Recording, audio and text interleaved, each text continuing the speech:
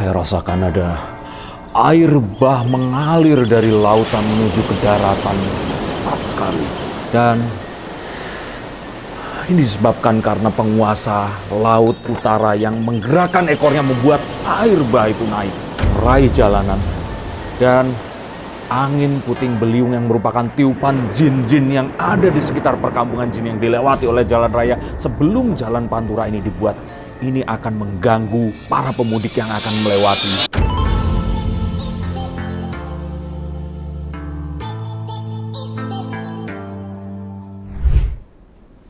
Gimana? Lebih percaya kalau saya ngomong seperti itu? Atau mendingan saya kasih tahu apa sebenarnya penyebab dari bencana dan musibah yang mengancam nyawa pemudik pada mudik lebaran tahun 2022 ini nanti? Oke, cara mengertinya mungkin silahkan mau percaya dengan cara yang mana. Tetapi ancamannya ini nyata dan ini benar-benar mengancam jiwa kalian semua, para pemudik yang akan melakukan perjalanan darat terutama ya, di sepanjang mudik tahun 2022 di bulan Mei 2022 ini nanti. Dan yuk kita akan mulai menggunakan kartu-kartu saya ini tadi. Saya bukannya ngeledekin di sini, tapi kenapa sih orang Indonesia itu akan lebih percaya kalau seandainya informasinya ini dikemas dalam sesuatu yang mistis? Kalau dijelaskan menggunakan akal sehat, logika, pikiran, dan keilmuan, itu kadang-kadang akan lebih sulit untuk diterima dibandingkan kalau dikasih tahu dengan cara yang mistis. Padahal universitas di Indonesia itu udah banyak sekali. Anak-anak milenial dan para pemudanya ini semuanya juga sudah melek teknologi. Apakah mungkin tingginya subscribers dan viewers konten horor lebih tinggi dibandingkan konten ilmu pengetahuan dan teknologi adalah sebuah indikator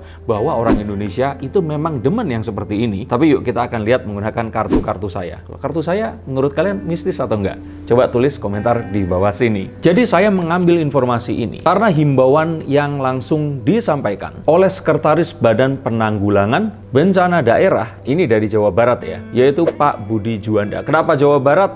Karena kita lihat dari yang paling rame dulu. Karena kan paling rame arus mudik itu keluar dari Jakarta. Dan otomatis kalau keluar, ya selain nyebrang ya ke lautan ke Sumatera, tapi paling banyak memang ke arah timur atau sepanjang Pulau Jawa.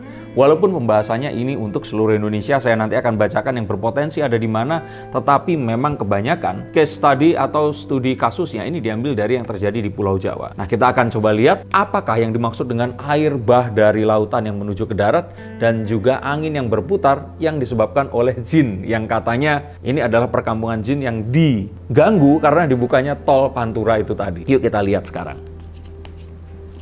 Bencana alam ini sebenarnya terjadi setiap tahun, apalagi di negara Indonesia yang sebagian besarnya ini terdiri dari lautan. Sehingga daratan ini nggak akan terlalu luas. Nggak ada yang mungkin paling luas itu Pulau Kalimantan. Tetapi sisanya, ini bentangannya itu pasti akan bertemu dengan laut dan laut lagi. Apalagi pulau-pulau yang lebih kecil dan juga pulau yang sempit seperti Sulawesi. Maka bencana yang disebabkan oleh hidrometeorologi ini adalah sesuatu yang wajar dan mungkin ini seperti gempa di Jepang. Harusnya kita itu bisa hidup berdampingan dengan hal ini tadi.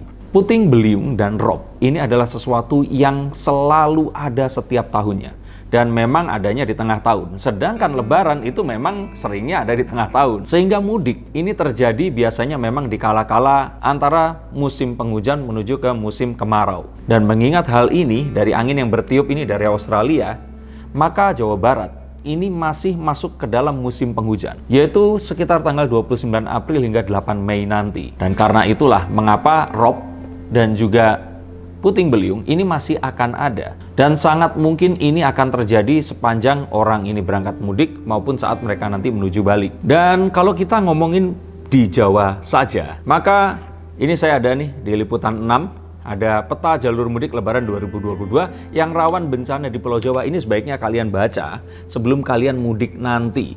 Di sini tercatat bahwa jalur yang rawan banjir, oke ini saya katakan ya di sini, adalah Merak hingga Serang, Labuan hingga Bogor, Jakarta Bogor, Kerawang Purwakarta, Purwakarta Bandung, Bandung Kadipaten, Kadipaten Ciamis, Indramayu, Karang Ampel, Cirebon Kuningan, Kuningan Pemalang, Pemalang Ungaran, Semarang Purwodadi, Semarang Kudus, Demak, Solo, Purwodadi, Cepu, Cepu Jombang, Bondowoso, Situbondo. Itu artinya sepanjang Pantura ini tadi, ini rawan banjir. Banjir apa? Rob yang air laut dari Laut Jawa Utara itu akan menuju ke daratan. Dan ini adalah satu hal yang sangat-sangat wajar karena curah hujan akan sangat tinggi nanti. Nah, sedangkan kalau itu tidak di lautan, maka ini akan rawan longsor di jalur-jalur berikut ini. Merak Tangerang, Tangerang Jakarta, Merak Pelabuhan Ratu, Jakarta Bogor, Jakarta Cikampek, Cikampek Purwakarta, Cikampek Cirebon, Kadipaten Sumedang, Cirebon Pemalang, Pemalang Batang, Batang Semarang, Semarang Yogyakarta, Semarang Solo, Jepara Tuban, Tuban Gresik, Gresik Surabaya, Surabaya Besuki, Gempol Malang, Probolinggo Kelakah, Besuki Ketapang, Jember Banyuwangi, Pulau Madura itu di Kamal dan Kali Anget. Nah, dan nggak cuma itu, ternyata di Sumatera pun itu juga ada. Nah, yang rawan banjir ini adalah Banda Aceh menuju ke Medan, Medan ke Padang, Padang ke Jambi, Bengkulu ke Palembang, dan Palembang ke Bandar Lampung. Dan rawan longsor ini tentu saja di yang Bukit Barisan itu ya kalau tidak salah ya. Banda Aceh, Medan, Medan Pekanbaru, Padang Pekanbaru, Pekanbaru Jambi, Padang Bengkulu, Jambi Palembang, Palembang Bandar Lampung, Bengkulu ke Bandar Lampung. Nah, mengapa kok dua pulau ini? Seakan-akan ini yang paling ramai. Bukan, karena anginnya memang mengarahnya seperti itu tadi. Sehingga yang tadi dilalui ini pasti akan memiliki curah hujan yang tinggi dan akan menyebabkan bencana itu tadi. Ya, kalau yang mau percaya dengan mistis, monggo. Tapi yang penting tetap berhati-hati.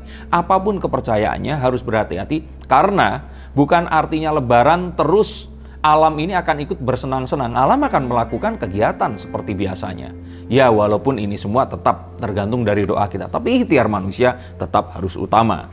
Sehingga kalau ingin memetakan yang lebih gampang, yang penting adalah jalur selatan. Kalau jalur selatan ini nggak berhubungan langsung dengan laut ya, karena kan lautnya ini Samudra Indonesia seperti itu. Maka pengaruh hidrometeorologinya ini lebih kepada banjir dan longsor. Nah, banjir karena curah hujan tinggi dan akhirnya tanahnya meresap lebih lambat dibandingkan curah hujan yang turun dari langit ke daratan. Longsor kalau ternyata memang daya dukung tanah yang di situ itu akan hilang dan terus tanah ini akan jatuh, ya tertarik gravitasi menuju ke dataran yang lebih rendah. Maka daripada itu hati-hati jika menyetir, hindarkan untuk ada di sisi tebing atau yang sifatnya itu ada tanah yang sifatnya seperti tembok, terutama saat turun hujan. Jadi mendingan istirahat dulu, bermalam dulu atau apapun itu dan lalui jalur itu tadi dalam kondisi cuaca yang tidak hujan. Karena hal seperti ini rawan terjadi dan ini bukan satu hal yang istimewa.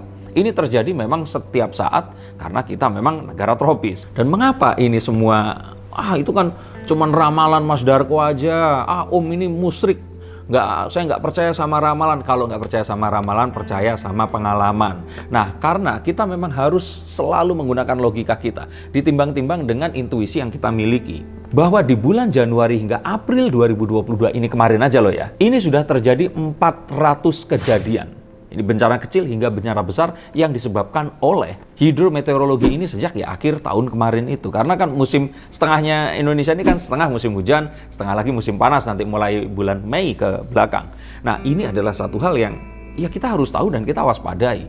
Karena kalau kita memang lengah, ya jangan salahkan kalau ternyata kita akan menjadi salah satu korban dari hal yang memang terjadi setiap tahun ini tadi. Maka tetap waspadai bahwa hujan ini akan terjadi dan terjadinya ini kan mendadak. Kadang-kadang kita akan misjudgment, kita salah melihat. Karena kadang-kadang ini cerah tapi ternyata tiba-tiba ada mendung. Nah, juga begitu, kalau mendung terus tiba-tiba nanti udahlah nggak jalan sekarang tapi ternyata tiba-tiba cerah, artinya tetap kita harus diminta untuk melakukan perubahan penilaian saat sesuatu terjadi dan jangan ragu, lakukan dengan cepat. Mendingan telat tapi selamat daripada kita buru-buru tapi malah akan celaka. Ya walaupun memang selain hal itu tadi yang mengancam nyawa, selain bencana, tentu saja adalah ya kemampuan kita untuk mengassesmen sesuatu, menghitung dan kita lalai melakukan itu tadi. Mengantuk, terlalu memaksakan, ini adalah satu hal yang sangat-sangat harus dihindari. Karena saat kita mengantuk, maka judgement atau penilaian kita ini akan jadi bermasalah. Dan saat ini bermasalah, kita tidak akan bisa menimbang antara logika dan juga keputusan kita. Dan kita mungkin akan jadi korban dari bencana itu tadi. Maka daripada itu, yuk sebelum kita lalai, mendingan kita berhati-hati dulu dan siapkan semuanya dari jauh hari. Dan satu-satunya cara, kita harus bijak. Kalau bisa kita cari teman, kita bergantian dengan 2 orang yang menyetir. Ini kalau kita mengendarai kendaraan sendiri ya, tapi kalau kendaraan umum kan mereka ini dikendalikan oleh supir, pilot atau siapapun yang memang profesional. Pekerjaannya mereka itu mengendarai kendaraan mereka ini tadi. Nah, kalau kita perjalanan jauh cuman saat lebaran. Dan kalaupun ternyata kemarin udah 2 tahun kita nggak lebaran, maka sekarang ini pasti akan sangat berkurang skill dan juga ketahanan kita. Maka daripada itu, perhatikan hal ini dan jangan sampai kita lalai. Cari teman untuk menggantikan. Dan juga kita harus tahu bahwa sebenarnya ada daya tahan tertentu di tubuh manusia yang mana setelah 4 jam jika kita mengendarai kendaraan, ini kita ngomongin kendaraan mobil ya, itu kita harus istirahat selama setengah jam. Mau kita duduk atau keluar dari mobil, kita mau makan atau apapun, tapi konsentrasi harus dikembalikan. Dan motor itu lebih pendek lagi, harusnya antara 2,5 hingga 3 jam kita harus berhenti. Karena kan ketahanannya langsung melawan ini kondisi alam yang ada saat itu. Gerimis, kita berhadapan dengan gerimis, panas juga panas, nggak ada AC, dan kita pasti akan sangat terganggu konsentrasinya. Jangan dipaksakan karena kita bisa menyebabkan kecelakaan tidak hanya pada diri kita, tapi juga diri orang lain. Dan memang akhirnya mengingat tadi, kita harus tahu dan harus kita kreatif lah. Gimana caranya kita nyetir mobil jangan terlalu jauh. Karena sebenarnya paling jauh itu 8 jam. Tidak boleh lebih. Maka kalau yang mudiknya ini melebihi Semarang, ada baiknya nginep dulu, istirahat dulu, atau cari yaitu tadi supir tembak atau teman yang bisa mengendarai lagi. Karena kalau tidak, ini sangat berbahaya. Dan kita belum ngomongin kondisi kendaraan. Tapi anggap sajalah kondisi kendaraan semuanya prima, maka SDM-nya ini tadi yang harus benar-benar disiapkan. Karena kita nggak pernah tahu SDA-nya ini akan ada bencana atau tidak. Dan hati-hati juga hal-hal yang ini mungkin nggak terjadi. Tapi kita diminta untuk bisa beradaptasi secepat mungkin dengan situasi yang ada. Misalkan kemacetan, kita nekat ngambil bahu jalan. Ternyata jalannya longsor, kita terguling. Atau kita dalam kondisi hujan, terus kemudian ada genangan air, kita sikat ternyata lubangnya itu 0,5 meter lebih. Nah yang terjadi adalah kecelakaan. Dan kecelakaan satu pasti akan beruntut ke yang lainnya. Karena mudik semua orang kan berangkat bersama-sama, diharapkan sampai di tempat dengan waktu yang bersama-sama. Maka dari itu tetap kebijaksanaan kita itu yang utama dan waspadai bencana dan juga musibah yang mungkin saja akan merenggut nyawa kita dan orang yang kita sayangi nanti. Dan walaupun ada yang bilang, saya nanti akan aman kok, saya nanti akan lewat tol. Tapi ingat, banyak hal juga yang nggak terduga saat kita lewat tol. Masih ingat tragedi Brexit, Brebes exit, bukan yang di Britain ya, tapi ini adalah satu contoh, 2 hari lebih loh, orang terjebak, ada yang sampai meninggal dunia. Hal seperti ini juga tetap harus kalian waspadai. Maka daripada itu, mendingan siapkan semuanya. Mendingan belanja dulu di minimarket, bawa barang daripada nanti ngelewatin tempat istirahat, tapi ternyata full. Dan kalian akhirnya tidak bisa beristirahat. Meresikokan diri kalian dan juga ingat, hati-hati terhadap diri kalian dan juga orang lain. Karena kita ini hidup bersosialisasi dan bermasyarakat. Kita hati-hati, tapi kalau orang lain enggak, kita akan tetap celaka. Maka kita saling mengingatkan dan jadikan lebaran ini adalah lebaran pembuka untuk satu hal yang akan lebih indah lagi ke depannya. Dan mungkin ini akan jadi momen yang akan kita ingat sebagai penutup pandemi dan kita akan kembali ke kehidupan kita normal seperti dulu lagi. Ini yang bisa saya bacakan, semoga kita semua akan pergi mudik dan juga kembali dengan selamat, penuh kebahagiaan, bertemu dengan orang-orang yang kita sayangi.